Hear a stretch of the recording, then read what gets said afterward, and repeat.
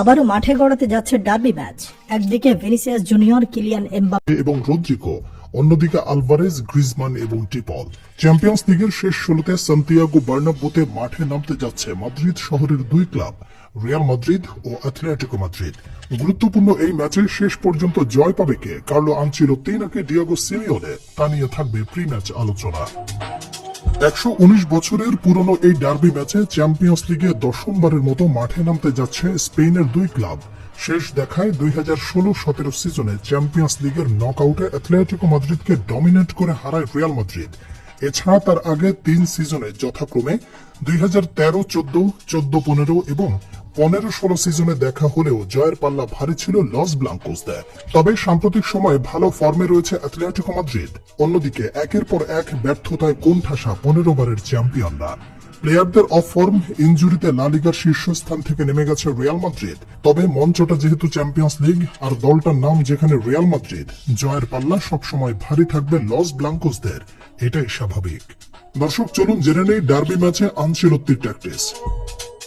সম্ভবত এসিএল ইনজুরির কারণে দলে নেই গুরুত্বপূর্ণ সব প্লেয়ার। ভাঙা চোরা ইনজুরিতে জর্জরিত একাদশ নিয়ে মাঠে নামবে রিয়াল মাদ্রিদ। আনচেলোত্তির পজিশন ধরে রেখে কিংবা অপোনেন্টকে পজিশন রাখতে দিয়ে লং বল কিংবা কুইক কাউন্টারে যে পশ্চা সাজান, তার মেইন চালিকা শক্তি স্পিডি উইঙ্গার এবং ডিফেন্ডারের একজন হোল প্লেয়ারের এক্সিস্টেন্সি। কিলিয়ান এমবাপ্পে মাদ্রিদে আসার পর এই স্টাইলের ফুটবলে ধরা ছোঁয়ার বাইরে চলে যায় রিয়াল মাদ্রিদ। কেননা ভিনি এমবাপ্পেদের মতো স্পিডি উইঙ্গার যারা বল কন্ট্রোলের পাশাপাশি ফিনিশিং এ গুড এনাফ, তাদের আটকাতে হিমশিম খেতে হয় প্রতিপক্ষ দলের ডিফেন্ডারদের। এজন্যই যেসব ম্যাচ মাদ্রিদ ডমিনেন্স করেছে, বেশিরভাগ গোল ব্যবধানে ম্যাচ কন্ট্রোল রেখেই জয় পেয়েছে লস ব্লাঙ্কোসরা। তবে এদিকে মুদ্রার এপিঠ যেমন রয়েছে, তেমনি মুদ্রার ওপিঠে লো ব্লকে খেলা দলের সঙ্গে চরম ভোগান্তির শিকার হতে হয় রিয়াল মাদ্রিদকে।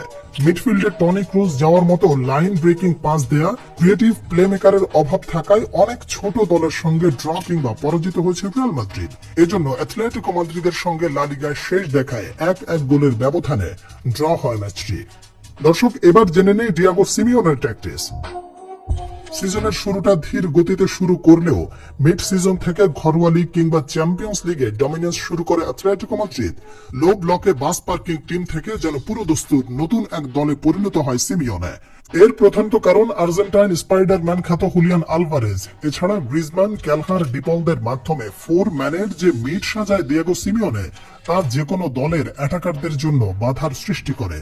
সিমিওনের ট্যাকটিক্সের অন্যতম বড় কি ফ্যাক্টর তার মিডফিল্ডে পিভট, হোল প্লেয়ার এবং দুজন উইং টু উইং কাম মিডফিল্ডার থাকে, যারা কিনা একাধারে অ্যাটাক থেকে ডিফেন্সে অবদান রাখে। এছাড়া ডিফেন্সের সলিডিটি ও স্ট্রাইকার ডুওর গুড ইনাফ ফিনিশিং অ্যাথলেটিকো মাদ্রিদকে করেছে অপ্রতিরোধ্য, অপরাজেয়। রাউন্ড অফ 16-এর প্রথম লেগ সান্তিয়াগো বার্নাব্যুতে হওয়ায় এগিয়ে থাকবে রিয়াল মাদ্রিদ। এই ম্যাচে জয়ের বিকল্প আর কিছু নেই ভিনি এমবাপ্পেদের সামনে।